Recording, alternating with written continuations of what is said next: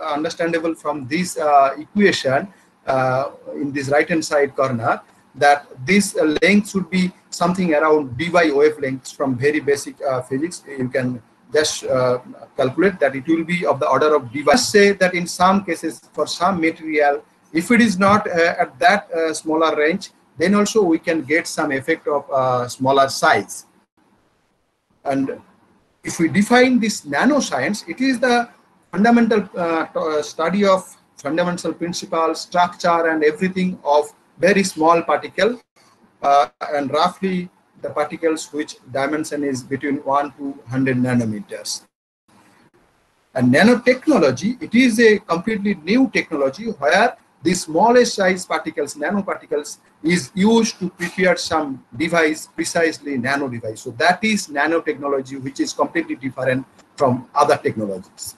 Now, to give you a more realistic picture about what is the right hand side, it is from bigger size to this length, which is of the order of millimeter or sub-millimeter. That part we can see with our open eye, without any instrument, with unaided eye. But if you go below this length, means from sub-nano to sub-micron level, this medium range, there it is not possible to see the things with our open eye or unaided eye. Like in this range, all the plant and animal cells belongs to in this range. Some bigger nucleus also fall in this group. Some bigger size bacteria also fall in this group. So see all those things. So we need some kind of microscope, and generally light microscope is enough to see all these particles. Anyway, am I audible to everybody? Hello? Hello? Yes, sir. Yes, sir. Sir, yes, sir. You're audible. Yes, sir. You're audible, sir. Yes, sir. Audible, sir. Audible, sir. Okay, okay. So, so after this range, if you go again below, maybe from sub-micron to nanometer range, where the smallest size bacteria, virus, ribosome, protein, lipid, even atoms are there, in that range, that is basically we call nano-dimensional range or nanomaterials range. So it is like some molecule or some grain like that, and some proteins, lipid, they are also belongs to this group. So these, if you want to see them, you need a very specialized instrument. Particularly, it is typically it is called electron microscope, and most common electron microscope which is used is transmission electron microscope, that I will talk. So that is about nanomaterials, nanoscience, and nanotechnology. Now, little bit of history about this nanoscience and nanotechnology. Actually, great physicist Richard predicted the maneuvering things atom by atom, and his this famous line, "There is enough room at the bottom." And in 1974, Japanese scientist Taniguchi, Professor Taniguchi, he used first time this nanotechnology term in his article published on sputtering machine. So I was talking about this Feynman's things, maneuvering things atom by atom. So at the last part of this 20th century, it was possible not by atom from atom to atom, but molecule to molecule, maneuvering molecule to molecule was possible.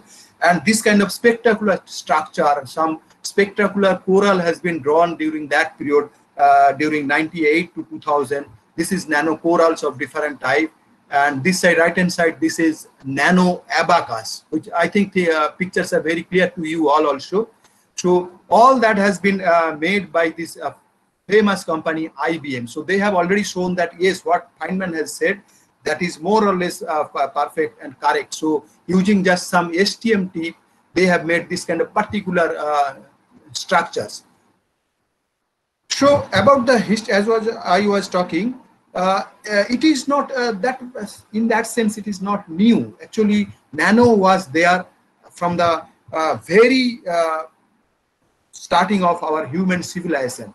These are called stained glass that you can see in some old churches. So this stained glass is particularly, this term is used for the old churches, which means the color glass. And this kind of color glass has been made using some nano size metal atoms, metal ions, but it was not under their control. So same thing like this. This is very famous Lycurgus scarf. This scarf is actually, if you see, if this scarf can be seen like red, green, and different color, depending upon from which side ray is coming, light is coming. So if you see this scarf in transmission mode, then it will be red. If you see this scarf in reflection mode, it will appear like green. This Lycurgus scarf is right now available also in British Museum at London. This is a very famous thing, and this is very important for nanoscience. It has been made maybe at the beginning of this era, but without knowing anything. Even up to 1,700 years, nobody knows about what is the science behind it. So now, in fact, nanomaterials are there, a lot of nanomaterials there in our body system also, like protein, DNA, ribosome, antibody, virus, some small bacteria, red blood, all these are in nanometer dimension. So that was there from the very beginning of human civilization, more precisely from very beginning of life. So now the question may come, then what is the new thing? Why people are saying nano, nano, nano like this? New is that earlier when we have made these nano things like this stained glass, this Lycurgus scarf, we was not able to handle anything. And also the nanomaterials, nano things which are there in our body system also, that has been gifted by Mother Nature. We cannot do anything. So now new thing is we can prepare this nanomaterial with desired size and shape. We can also manipulate them, we can move them, we can make any shape with that nanoparticle. So that is the new thing. That's why nano is so important, and people are trying to jump into this nanoscience and nanotechnology. So nano is nowadays the buzzword. It has application in every sector. It is helping our life and livelihood in all the ways. So it has impact on pharmaceuticals, on medical lines, on automotive lines, and even in strategic sector, it is playing important roles. It has importance in agricultural industries, in textile industry, in electronics industries. It has also great impact on energy related things, on environmental things. So it is everywhere. In fact, that's why scientists throughout the world has jumped into the sea of nanoscience and nanotechnology, and everybody wants to contribute something so that ultimately at the end of the day, society can get the benefit of nanoscience and nanotechnology. That's why everybody is trying this nanoscience and nanotechnology. But now, why nano? Question is why nano? Why people are jumping into it? Actually, it has been proven that in nanometer dimension, same material can give much more superior properties than their bulk counterpart. In particular, regarding with respect to mechanical strength, thermal stability, conductivity, magnetic properties, optical properties, they are much more superior for a particular material in nano range than their bulk. Also, as I mentioned, it has lot of application, wide range of application in different fields. Not only that, nanomaterial has also created a lot of new areas like nanofabrication, nano device fabrication, nanobiology, nanotoxicology, nanocatalyst, everything. And also it is generating some new fundamental sciences also. So that are the thing. That's why nano is so important, and people are crazy about nano. And another important thing, which I will discuss later part of my lecture, that is, it is also possible to generate some new functionality in material. In any material, you can create some new functionality. So that's why nano is the buzzword, and everybody wants to jump into this nanoscience and nanotechnology scene. Also, there are some, as I said, that nano can give some superior property than their bulk counterpart. Similarly, there are a lot of strikingly opposite properties also if we compare with their bulk counterpart. Like a ferromagnetic or ferrimagnetic materials become paramagnetic material, precisely super paramagnetic material, while goes down to nanometer dimension. On the other hand, a paramagnetic material can show ferromagnetic properties. Also, metal can behave like semiconductor. Ductile material can show superplasticity. And one of the most important thing, which is very common to everybody, that is gold. Gold become ordinary metal. It loses its sign and color. So these are the striking feature of nanomaterials. So come to the gold part. This is this picture is this picture of some gold bar, and this gold has a typical color, though it does not belong to this bezier, but it has a typical color. And if we say the gold, everybody can imagine the color, and this is more or less the same color of gold, which is placed here, the gold bar. But if you go to the nanometer dimension of gold, like meso gold is nothing but a colloidal solution of gold nanoparticles, then you will see how the color is changing. So this is a bottle of meso gold which is available in the market, and in fact Sigma is selling this meso gold. It's all Sigma Aldrich. Beside that, if you change the particle size of gold in nanometer dimension, you will be able to create the color from this one light blue to this light orange or light pink type. And also more precisely, if you see this picture, this is basically left hand side. This picture is the color of 100 nanometer gold particle. This is reddish one is 20 nanometer gold particle, and this is 1 nanometer gold particle, which is a little bit brown yellow color. So that is the beauty of nanoscience and nanotechnology, because the change in a lot of internal properties which earlier we think that it cannot be changed, because of that only this kind of striking feature is coming. So this is about gold. I think those who are not aware about this gold nanoparticle, they can now understood that gold totally loses its color and sign, and it becomes an ordinary metal if we go to the nanometer size. So the question is, what I have till now I have discussed with you, why this kind of strange phenomena appears in nanometer dimension. That is the most important questions, and there lies a lot of science for this kind of things. So mainly 4 important things are there, which I will discuss in my next slide one by one. That 4 important parameter, one is this left hand side.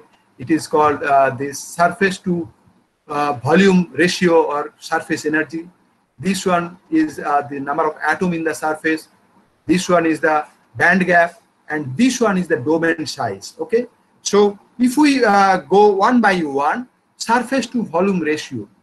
If you consider this block, this cube of 1 nanometer, you see that it has 6 faces. So that cube has area, surface area 6 meter square. But if we cut into 8 pieces, the surface area increases to 12 meters square. And if we cut it into the 27 pieces, the surface area increases 18 meters square, though the volume remains same.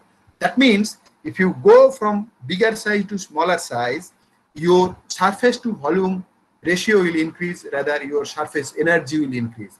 And same thing happen when a drop of mercury drop fall into this ground. It becomes create lot of droplets where volume remains same, total volume remains same, but the surface area increases enormously. And for nanomaterials, this increase of surface to volume ratio is one important factor for which its reactivity and other many property changes drastically. So that is one important factor. The second one is band gap of material, particularly for this metal, semiconductor, and also for insulator also you can say.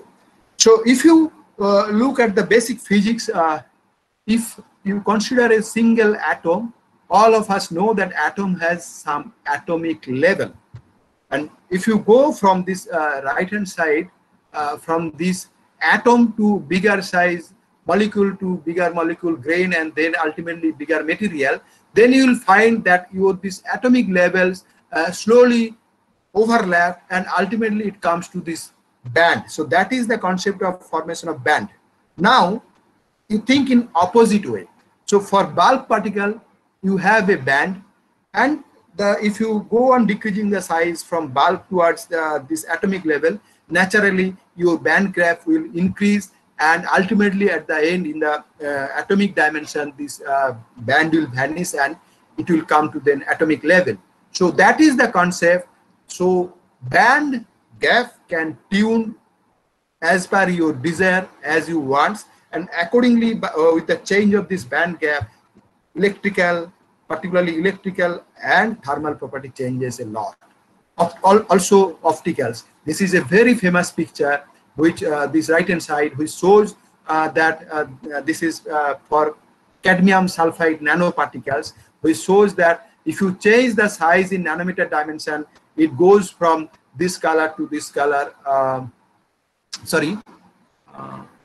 Okay, yeah. So something has changed. Anyway, so this is the original place where the color has changed. Now, to go there.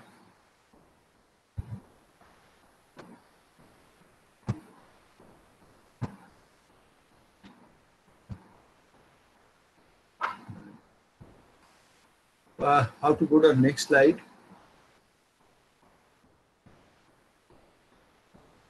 Hello? Sir, yes, sir. Yeah, I think it has gone to somewhere else. This one has opened, so I have. So next slide, I am not able to go. So I think I have to disconnect again, no? But we can able to see your slide, sir. But it is not changing. Am I right, sir? Yeah, it's not changing, so I have to change. So shall I go out again? Sir, there will be some issues, I think, sir. If you go out, there will be some issues, I think, sir. Then how to do it? Okay, let me check. Okay, yeah, it has came. Okay, Got it, sir. Okay, sir. Okay. Yeah. Thank you, sir. Okay, so sorry for the interruption. No problem. Okay, No problem. so what I was saying, this particular picture is for this cadmium sulfate, where if you change the dimension in nanometer range, you can create any color. It says that dial a color, you will be able to get that color. So that is second important point. I have talked about 4 important points. One is surface to volume in ratio or surface energy. Second is this change of band gap. Third important factor is number of atoms at the surface. If you consider a sphere like 12 or 13 nanometer, it has been observed that 10% of atoms are there in the surface for that particular particles. But same particle, if you go down to a much smaller range, like 5 nanometer range, then 25% number of atoms are available in the surface. That means from this picture, you can see the number of atoms in the surface increases enormously when you go the molar size. And that is also one important factor which particularly affects the surface activated properties like this sensing properties, some surface related absorptions and other things which has depends on surface property. That will change drastically because of this increase of number of surface atoms. Okay, so that is third important factor. And the fourth one is another. So because of increase in this, this is a particular example I want to share with you, that melting point of any material decreases drastically if you go to nanometer size, that is shown in this graph also, this one, because of this number of available more atoms on the surface. So this is the third point. And the fourth important point, magnetic particles, magnetism we explained with the consider that it consists of lot of domains, which is there a bigger particle in the right hand side. So, and inside a domain, all the moments are aligned in the same direction, but from domain to domain, moment direction are different. And as a whole, for bulk material, we don't get any magnetic property. Now, you go on decreasing the size, and you will come ultimately a single domain size, which is shown here in this line. So there, basically one bigger domain is available. That means inside a domain, all the moments is in the same direction. So you are coming to a point where there is no moment in other direction. That is called single domain size. And if you go beyond that size, which is called this, there moments will be again it is single domain definitely, but all that moments will be randomly oriented, and it behaves like paramagnetic, but it is little bit different. We call it super paramagnetic because its moments is little bit higher. So what I mean to say that for what I have said earlier also, that for a ferro and ferrimagnetic material, if you go from bulk to this nanometer size, it will become a paramagnetic particle. So these are the 4 important parameters which are responsible for drastic change in properties when you go to this nanometer dimension. Now coming to type of nanomaterials. Nanomaterials could be 0-dimensional, 1-dimensional, 2-dimensional, and also 3-dimensional, which is rather bulk. So 0-dimensional, which we call as this is called quantum dot. In fact, for 0-dimension, they are really very small. In fact, it should be quantum dot should be on principle below 10 nanometer, and in that case, all the 3-dimension will be restricted. For 1-dimensional means nanowire, nanotube like this, they are actually 2-dimensional is restricted. Only 1-dimension length you can change. For 2-dimensional nanomaterial like this thin film, their one direction is restricted, means thin film thickness is restricted. You cannot go beyond a certain limit, then it will lose its nanostructure property. So thickness is restricted. Other 2, length and width, you can change. Even then also it will remain nanomaterial because its thickness is on nanometer scale. And last one is 3-dimensional, which is bulk particle. There is no restriction. All 3-dimensional you can change. So these are the type of nanomaterials. Now coming to the synthesis part, how we prepare nanomaterials in our laboratory. Grossly speaking, there are 2 approaches altogether. One is top-down approach, another is bottom-up approach. Top-down approach is like top-down means you from bulk you are going to down means atomic level, and bottom-up means from atomic level you are going to bulk size. So left-hand side of this slide shows this top-down approach, means this is a bigger size. So from there this is, and from there this, and then this. On the other hand, if you change the arrow, then it will be bottom-up approach. So this is like this molecular range on the right-hand side. This then there is bigger particle, then grain, and then the bulk particle. So that is called bottom-up approach. So common top-down approaches are high energy ball milling, laser ablation, ion splattering, thermal evaporation, like all those things. And for common bottom-up approaches, soil gel, hydrothermal, hydrolysis, chemical co-precipitation, and all those. So these are the common synthesis process. In either or way, you can come to this nanometer size, and all the process has some pros and cons. If somebody is interested, we can discuss later also. But these are grossly the technique by which you can prepare nanoparticles in your laboratory. Some of them are very common, very easy. We call this, and it does not need any big instrument or any big technique. So anybody can prepare nanoparticles in any lab. In fact, in colleges also it is possible to prepare nanoparticles. Particularly if you follow chemical routes, you don't need any instrument also. So once you have prepared this nanoparticle, then comes the question of characterization. As you know, if your background is material science, solid state, condensed matter physics, or metallurgy, you know that common characterizing tools for materials are XRD, DTA, this spectroscopic technique, all those things are common characterizing tools.